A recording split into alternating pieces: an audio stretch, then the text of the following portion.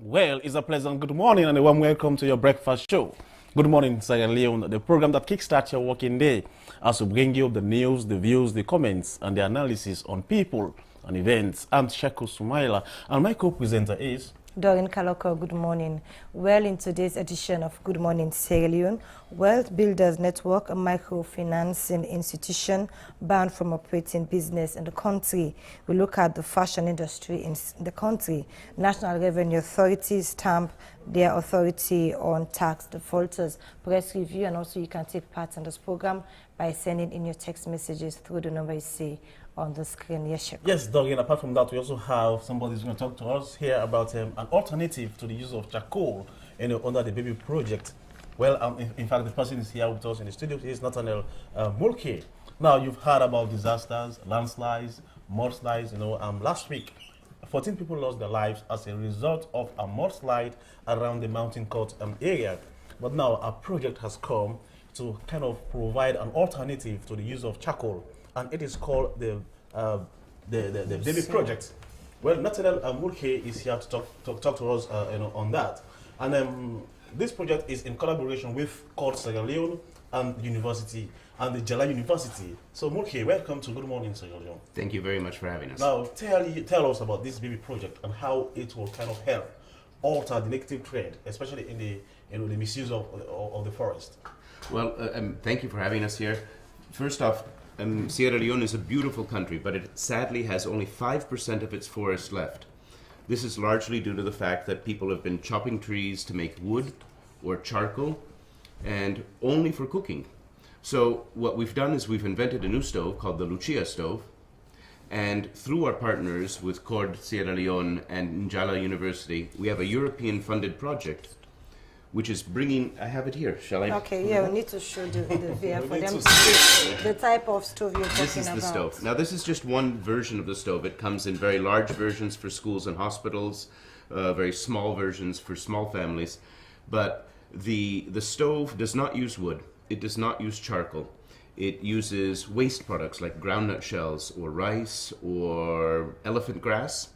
And you take it and you put that inside. Okay. So you put it inside the stove, you close the stove, and the advantage of the stove is it doesn't burn that fuel. What it does is it turns it into a gas, and then it's as clean as a gas stove. So there's no more smoke for the women in their eyes, they don't breathe the smoke, which causes a lot of disease. And then the most important part of the project, which is called biochar, which is BABY stands for Benefits of Biochar. What biochar does is it's what's left over. So after you finish cooking, you empty out the stove, and there's this charcoal-like stuff, which is the groundnut shells or the elephant grass that's turned to charcoal.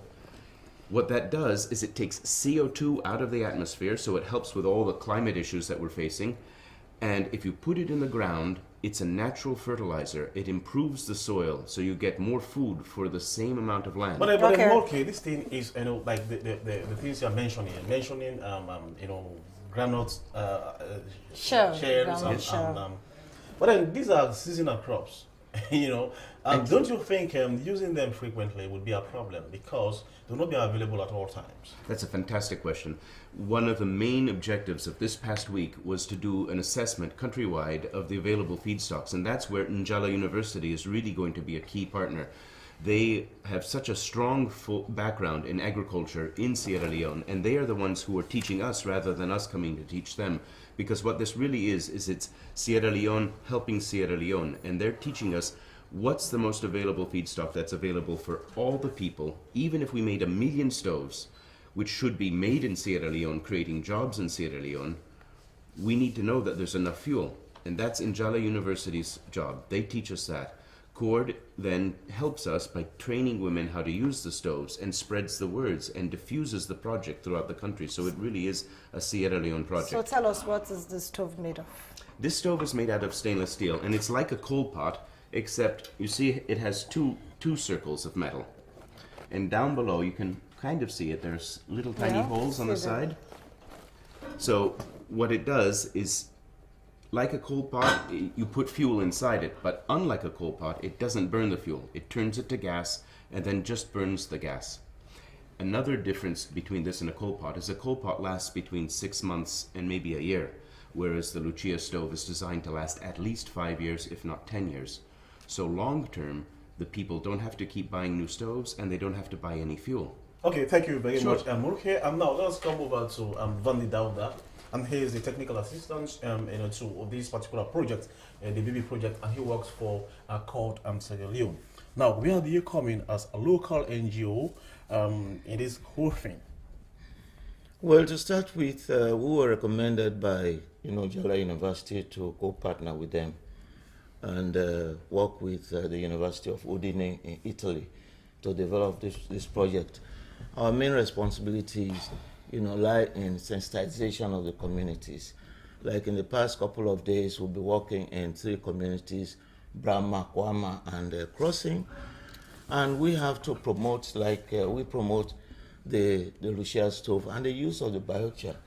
Because as Nat has just told you, the biochar is good not only for cooking, through the stove, but it's also good for the environment. It's also good for agriculture. It's a very good fertilizer. So we have to, pass the word around to the people to, buy the stove and use it. But then now it's like you're using a marketing strategy.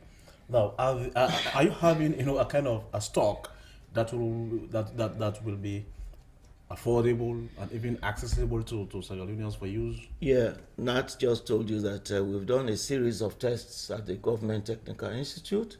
We have materials that can produce, up to 30 stoves.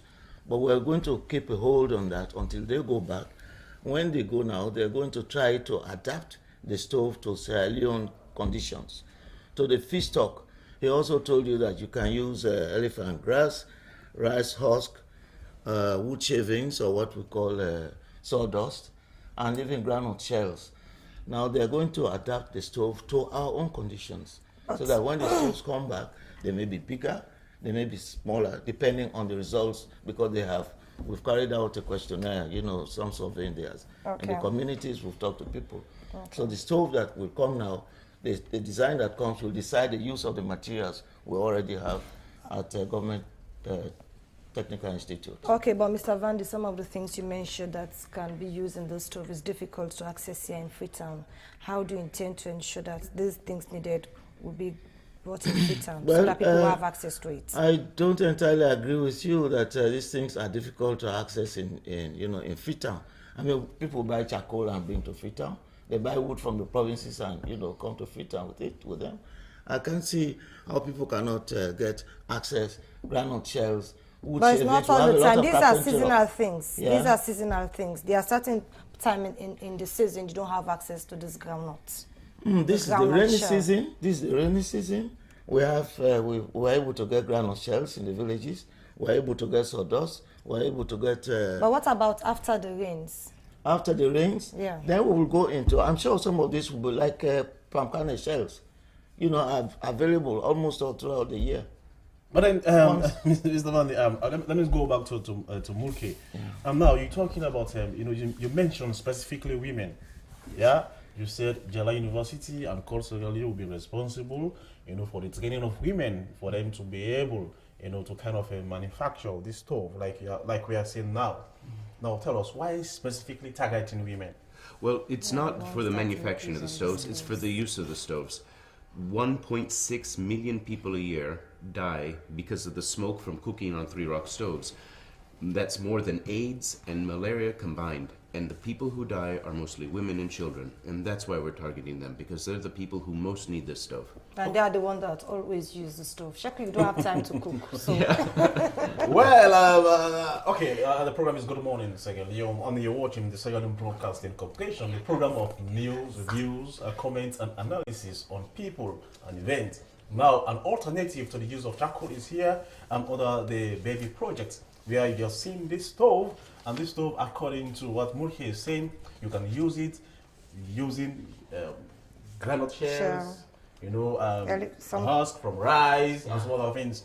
But I think just a few days ago, 14 people lost their lives as a result of a mudslide around Owen Street, in the Mountain Court community.